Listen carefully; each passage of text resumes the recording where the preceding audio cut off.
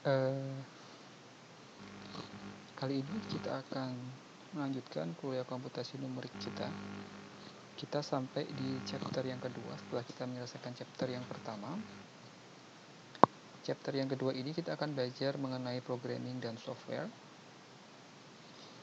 Nah, jika kita atau Anda masih ingat di chapter pertama, maka nanti kita akan recall beberapa persamaan matematis, kemudian bagaimana cara menuangkannya ke dalam pseudocode.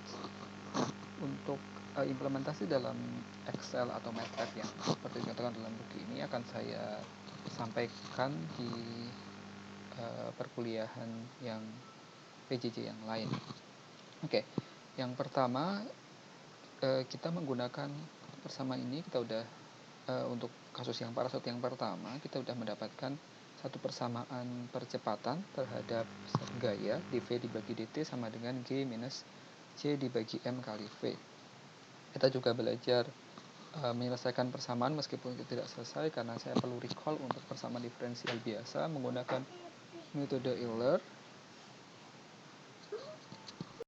Oke, dengan metode Euler seperti ini. Nah, kemudian bagaimana cara mengimplementasikan dua persamaan ini dalam sebuah pseudocode? Anda udah kenal pseudocode ya di pelajaran algoritma. Ini saya akan refresh sedikit. Nah, oke, kita mulai yang pertama dengan structure programming. Jadi dalam structure programming kita belajar sebenarnya di sini adalah kita belajar bagaimana cara menuangkan suatu persamaan matematis dalam komputasi numerik dengan menggunakan fungsi-fungsi atau menggunakan simbol dalam sebuah flowchart. Paling mudah adalah ketika kita mempunyai suatu permasalahan, sesuatu yang ingin kita representasikan dalam bentuk sebuah coding, maka kita bisa pertama kali membuat flowchart-nya. Nah, flowchart-nya ada beberapa simbol, saya rasa Anda sudah kenal ya dengan simbol-simbol ini. Simbol yang pertama misalnya simbol untuk di terminal, kemudian dia merepresentasikan awal atau akhir dari sebuah program, kemudian ini flow, kemudian ini sebuah proses, kemudian ini adalah input-output, ini decisions, kemudian ini junction, ini off-page connector, ini control loop, juga untuk looping dan seterusnya. Nah, kemudian yang pertama kali yang perlu kita lihat, misalnya kita akan membandingkan apa sih sebenarnya bedanya antara flowchart dengan pseudocode. Kalau flowchart maka dia bentuknya adalah tadi dengan menggunakan representasi simbol seperti ini. Misalnya ada sebuah flowchart, instruksi yang pertama, lanjut ke instruksi kedua, lanjut ke instruksi ketiga, dan instruksi keempat. Kalau kita tulis dalam sebuah pseudocode maka dia akan menjadi seperti ini ya. Alurnya instruksi 1, kemudian baris berikutnya instruksi 2, baris berikutnya instruksi 3, kemudian baris berikutnya adalah instruksi yang keempat. Nah, misalnya kita ini perbedaan antara flowchart dan pseudocode. Misalnya yang pertama adalah single alternative structure atau if then. Di flowchart seperti ini conditionnya, kemudian true maka dia akan lewat sini, false maka dia akan terus pilih. Maka kita tulis dalam pseudocode seperti ini, if condition then true block, and if jika tidak maka dia akan melewati yang lain. Kemudian yang kedua double alternative structure, misalnya kondisinya dia bisa true atau false, maka true dia akan melewati ke true block, false ke false block. Maka if condition then true block, else false block, dan seterusnya. Kemudian yang berikutnya adalah misalnya kita multi alternative structure seperti ini, if then, kemudian else if. Maka yang pertama misalnya kondisi yang pertama, if kondisi pertama maka dia then block 1 misalnya. Jika terpenuhi ke sini. Kalau tidak maka dia akan lanjut ke blok yang kedua. Kemudian jika tidak maka dia akan lanjut ke blok yang ketiga. Jika benar dia lanjut ke blok 2 dan seterusnya. Jika tidak dia akan lanjut ke blok yang keempat. Ini adalah flowchartnya di dalam pseudocode-nya. Kemudian alternatif select, misalnya kita milih satu blok 1, blok 2, blok 3, blok 4. Maka select case test expression, case value-nya berapa, misalnya A, B, C, D, atau A1, A2, A3, A4, seterusnya. Maka dia akan memilih, dia akan dilakukan atau dia akan di-store, disimpan misalnya di blok berapa, blok 1, blok 2, blok 3, atau blok 4. Oke, berikutnya misalnya do exit atau break loop, misalnya seperti flowchart-nya. Maka ke blok 1 kondisi terpenuhi, misalnya dia ke true, kalau enggak maka dia ke false ke blok 2. Nah, kemudian yang keempat misalnya control, kita bisa misalnya membuat loop iterasi misalnya, maka iterasinya kondisinya adalah i lebih besar daripada finish, i startnya berapa, kemudian stepnya berapa, i plus stepnya. Kemudian jika belum selesai maka dia akan iterasi di sini sampai selesai, maka dia akan baru masuk ke keluar dari programnya undo.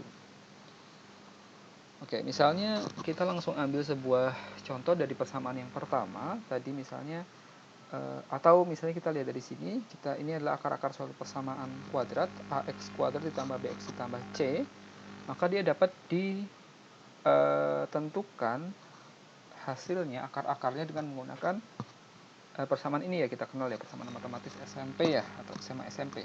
X1 atau X2 sama dengan min B plus minus akar B kuadrat min 4AC dibagi 2A. Maka untuk menyelesaikan atau mendapatkan hasil akar-akar dari persamaan ini, maka step yang pertama adalah kita izinkan user untuk memasukkan koefisiennya, ABC-nya berapa. Kemudian kita mengimplementasikan formula kuadrat. Kemudian yang berikutnya adalah kita display hasilnya, biasanya dia X. Kemudian yang berikutnya adalah kita mengizinkan user atau user kita untuk melihat atau kembali ke return ke step 1. Misalnya dia ingin memasukkan angka yang lain. Maka asumsinya dengan menggunakan algoritma sederhana ini kita bisa menulis dalam pseudocode misalnya seperti ini, do input A, B, C, R1 ini akar yang pertama adalah seperti ini, min B plus SQRT akar dari B kuadrat min 4AC dibagi 2A, atau akar yang kedua adalah min B minus akar dari B kuadrat min 4AC dibagi 2A. Dan kita display R1 sama R2 nya, kemudian displaynya adalah lagi try again, maka jawab yes atau no. Kemudian ketika yes, maka dia akan masuk lagi input, masuk kembali ke sini lagi. Jika tidak, maka dia akan exit. Nah, ternyata pseudocode ini tidak mencerminkan hasil dari persamaan matematis ini, karena ada beberapa kondisi yang tidak bisa dipenuhi hanya dengan menggunakan pseudocode ini, persamaan sederhana matematis ini. Maka beberapa hal yang mungkin muncul ketika kita jalankan program ini, pseudocode yang pertama ini adalah jika A sama dengan 0.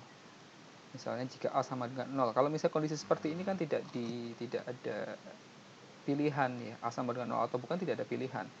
Maka itu akan jadi masalah.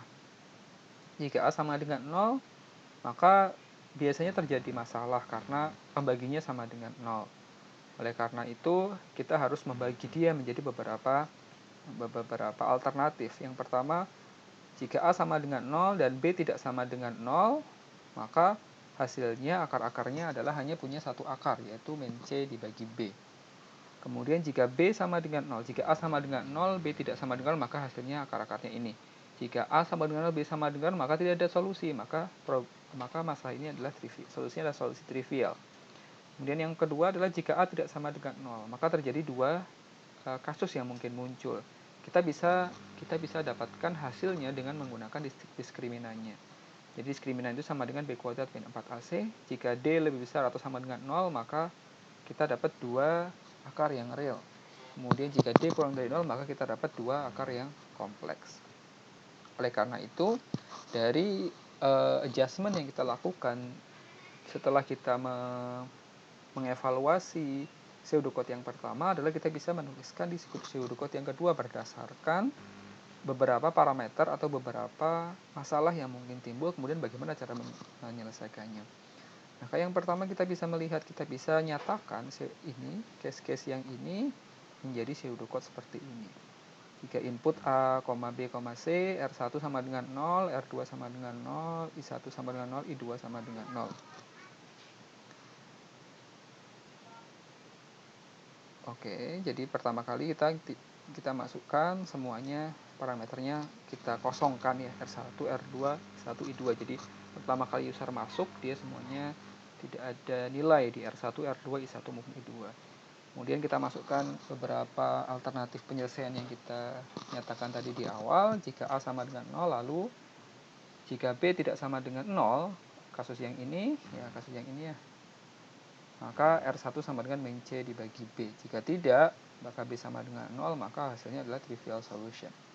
Else, maka jika A tidak sama dengan 0, maka else-nya masuk ke else. Jadi kita lihat diskriminannya. Ini, jika diskriminan lebih besar sama dengan 0, maka R1 kita ada dua akar-akar yang real. Jika tidak, maka kita punya dua akar-akar yang kompleks. Kemudian setelah selesai, and if ada dua kali ya. Kemudian display R1, R2, S1 sama E2. Kemudian kita lihat lagi, mau lagi nggak? Ya, try again, answer yes or no. Jika yes, maka input respon. Jika no, maka exit. Oke, kemudian di masalah yang kita telah bahas di chapter yang sebelumnya adalah permasalahan tentang parasut. VI plus 1 sama dengan VI ditambah DVI dibagi DT, delta T. Nah, untuk mendapatkan akurasi yang baik, misalnya kita disuruh menghitung velocity pada T tertentu atau A tertentu, maka kita harus membuat step-step yang kecil, sehingga kita bisa mendapatkan hasil grafik yang akurat. Oleh karena itu, maka biasanya kita mulai komputasinya dengan T sama dengan 0. Kemudian misalnya yang kita ingin prediksi adalah velocity di T sama dengan 0. Maka kita pakai delta T-nya adalah 0,5 misalnya. Sehingga kita harus membuat perulangan, karena kita harus menghitung kan, ketika T sama dengan 0, T sama dengan 0,5, T sama dengan 1, T sama dengan 1,5, 2, dan seterusnya dengan menggunakan formula yang sama. Maka besarnya stepnya adalah N. N kenapa? Karena total waktu yang kita dibutuhkan atau yang perlu kita hitung adalah 4 second, stepnya adalah 0,5, maka kita dapat 8. Maka N adalah iterasi loopnya. Oke, kemudian ini adalah contoh pseudocode yang sederhana. Kita masukkan G, karena dia satu parameter, G sama dengan 9,81. Kita masukkan inputnya CD, N, M. Kemudian kita masukkan TI, VI, TV, dan DT. Kemudian kita nyatakan T sama dengan TI, V sama dengan VI. Maka besarnya N nanti iterasinya adalah TV, TF. TF itu adalah final time, TI adalah initial time, TF min TI dibagi DT. DT adalah iterasinya, kita mau berapa stepnya ya, kita mau berapa. Kemudian kita lakukan do for I sama dengan 1 sampai N iterasinya. Nah, kita masukkan ke persamaannya, dV dibagi dt sama dengan G minus CD dibagi M kali V di persamaan yang tadi, chapter yang 1. Maka V sama dengan V ditambah dV per dt kali dt. T sama dengan T plus dt. Maka kemudian kita display V-nya.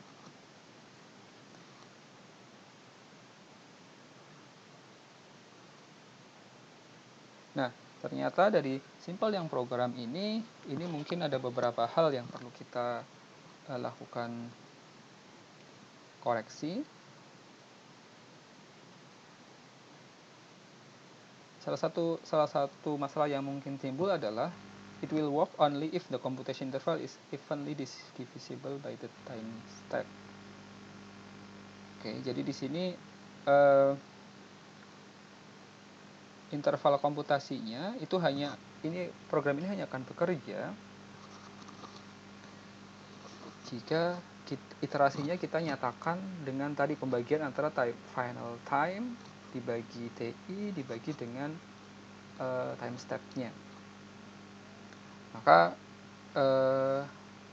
kita bisa menuliskan pseudocode yang lain di sini, misalnya dengan menggunakan kedua untuk menyederhanakan permasalahan ini.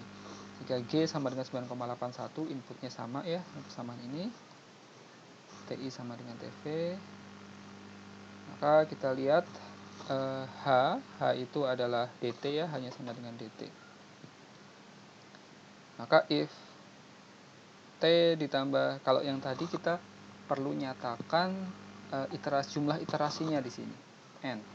Kalau di pseudocode yang kedua kita tidak nyatakan berapa jumlah iterasinya, tapi kita menggunakan else if T plus dt, T itu berarti waktu awal ditambah interval yang kurang dari waktu finalnya, maka H sama dengan TF min T.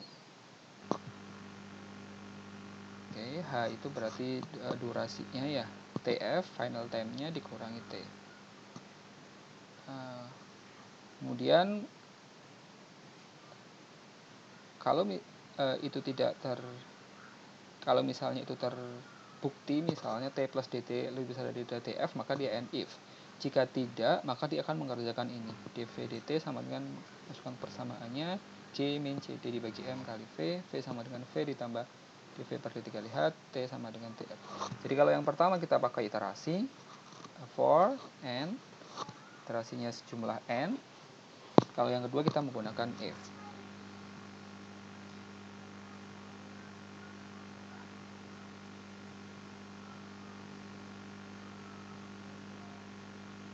Oke, kemudian yang berikutnya adalah kita udah baca tentang structure programming.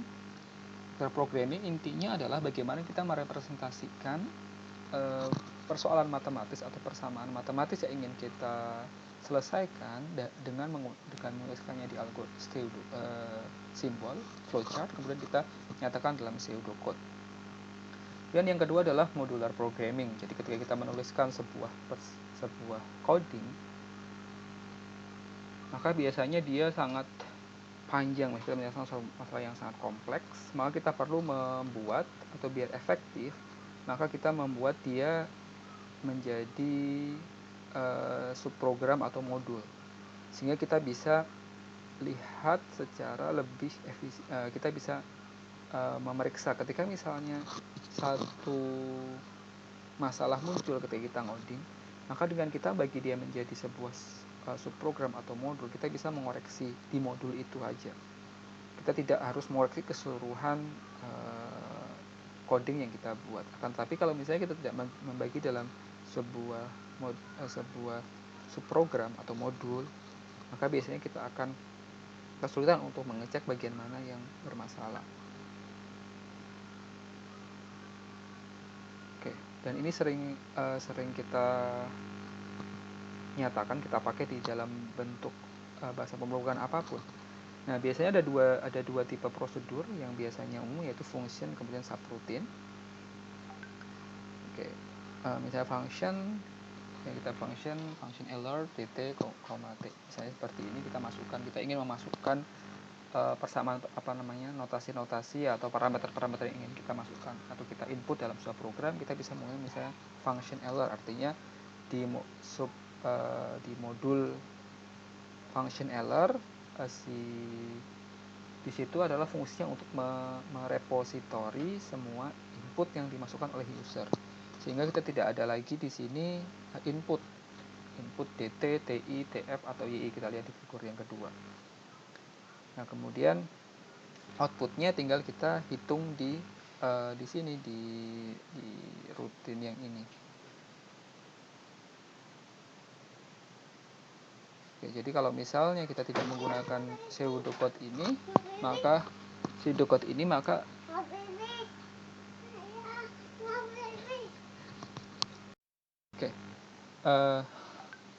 jika kita tidak menggunakan modular programming, maka kita harus menuliskannya seperti pseudocode yang pertama. Jadi inputnya kita masukkan ya, input ti, vi, tv dan f.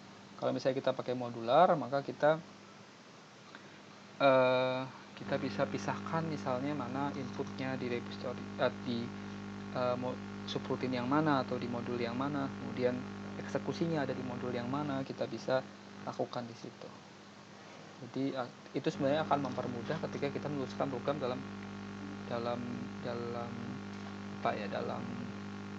jumlah yang panjang, sehingga kita bisa tahu bagian mana yang salah misalnya di subroutine yang berapa atau di modul yang berapa, yang kita tidak akan kesulitan untuk melihatnya. Tetapi